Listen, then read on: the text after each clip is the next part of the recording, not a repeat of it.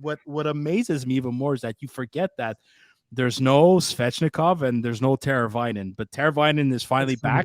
Yeah. He's back tonight as we speak. They're actually playing right now. We got Kotkaniemi, Sam. They're good. Dude, hey, listen. You want to talk about Kotkaniemi? Listen, really. man. Well, listen. I'm joking. Listen. I'm going to say this. I am not surprised about Kotkaniemi. He shows up in the playoffs for sure. He shows up in the playoffs. Listen, he did almost nothing. He did practically fuck all in the first round. In this round, he's one of the reasons why they won. Yeah. Look. We all know that New Jersey, we called it lack of experience, and it's right. They're all young, but New Jersey is going to be a fun team to watch, and I can't believe we're actually saying the New Jersey Devils are going to be a fun team to watch. Weird, eh? It's very weird. It's very, very weird, but I like New Jersey. I always did, but I like Jack Hughes. I like Dawson Mercer. Luke Hughes is going to be awesome. I hope Montreal can model a bit with what New Jersey's doing. I like their structure. I like the way they're going. Yes. I want more. I want their model more like Carolina. I rather Carolina a bit more. Why? Because of that's hard. Of Rob Brind'Amour. I think hard. Rob Brind'Amour and Marty St. Louis. I know I said this many times. Chris too.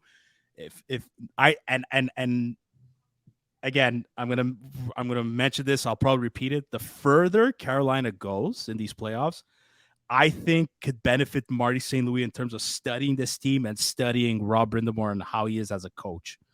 We need to recruit well. That's sorry. We need to recruit well. Like having guys like off Aho makes a massive difference. For sure. I'll just say Kotkaniemi. I'm gonna say this, and I don't care if I piss off a certain portion of Habs fans out there.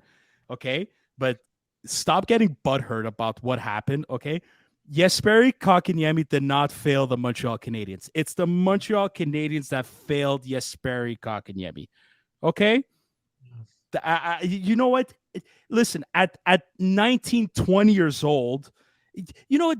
They're kids that are heavily influenced by their agents. Let's be serious here. When an agent tells you, hey, you're getting a $6 million offer sheet from this team, you're gonna fucking take it, no questions asked. But the thing is, we talk about like Habs fans bitch about it. Some of them, not all of them. Does anybody remember that Sebastian Aho signed an $8 million offer sheet by the Montreal Canadiens? That's okay. Great. I'd like to step in at this point in time because Marc Bergevin fucking could have fucking offered a little bit more, and there's no way in hell Carolina financially. They literally said if Marc Bergevin, I think it was off by like $50 or a few $100 or whatever, he pushed it all the way to the limit. But if he would have just went one echelon above, which was a little bit more money, Carolina would have never been able to afford that contract. But the thing is, he didn't want to give up that extra first-round pick that he might have had to have given up. For sure, probably him and Timmins probably messed up anyway. So, but that's the thing. It's like that first-round pick ended up being Caulfield. Watch. I don't think so. But yeah. Hold up though, because this is the tale. This is the tale of Marc Bergevin, and this is what Kent Hughes cannot afford to do. Marc Bergevin was half in, half out for fucking everything. He never dove in, other than maybe the Shea Weber for PK Subban trade. Mm-hmm. He never really went balls to the walls, fucking all in, chips on the fucking table, take a gamble. Sebastian Aho, we might have overpaid, but you fucking do something or you don't do it. Marc Bergevin was a guy who was right in between for a lot of fucking shit, and because, going back to that offer sheet, because he did what he did, that triggered Carolina to do what they did with Kotkaniemi. Marc Bergevin started likely contract negotiations or lowballed the shit out of KK, which opened up the door. But that's the thing. It never should have gone to that. He should have given KK. He should have signed him like almost ASAP. Yes, that's it. It was another case. It was just another case of Marc Bergevin fucking up a contract negotiation and doing a shit job. So this is Chris's the steam coming out of Chris's ears. As soon as you mentioned Bergevin. No, but this is but look. But can we say, Sam, that I don't think Montreal failed him. I think Ducharme and Bergevin failed. Don't and a little bit of forget Claude Julien organization. I don't see it. I don't see how. Listen, I don't know how if Ducharme really failed him. Like Kotkaniemi played well in those playoffs during that Stanley Cup run. But if you look at it overall, he didn't really thrive. But dude, Joe, he came in at the age of 18 and he wasn't able. I get it. I get it. This kid.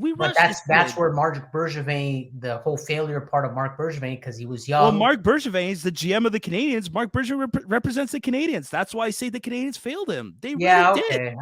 They really did. It's two individuals that aren't here anymore, right? So Montreal knows what they did wrong. It's two individuals that aren't here anymore. But Marc Bergevin was in charge of organizing this team. He failed him. Therefore, Montreal failed him. I'm sorry, Habs fans. You're going to have to fucking hear this. Stop getting butthurt. Get over it. Anybody would have signed that offer sheet deal. And look at him. I'm not saying he's the best. I'm not saying he's the best player. Yeah, of course, I would have too. Eyes closed. Let's go. Sam, if the Maple Leafs offer me $6 million a year, I'll be honest. I'll kill you. I'll never be friends with you ever again. I will disown you as my best friend. If you told me you wouldn't sign it, Sam, you are lying to yourself. Listen, fine, whatever. If I came close to making the NHL, fine. Okay, whatever. Point taken. I'll still never be friends with you ever again if I know that one of my best friends is playing for the fucking Toronto Maple Leafs. All that to say is, look at Kotkaniemi now in a lineup of Rob Brindamore's lineup and the Eastern Conference Finals. He's second line center. Like, come on. He's not there because, there's injuries. He's not there because of injuries. He's there because it's merited, man. And this is what Habs fans to understand.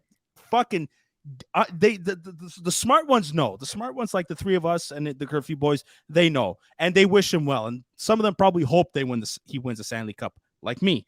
There's others that, that are just fucking bitter and butthurt about every little fucking thing. No, I'm sorry. This is where you're wrong.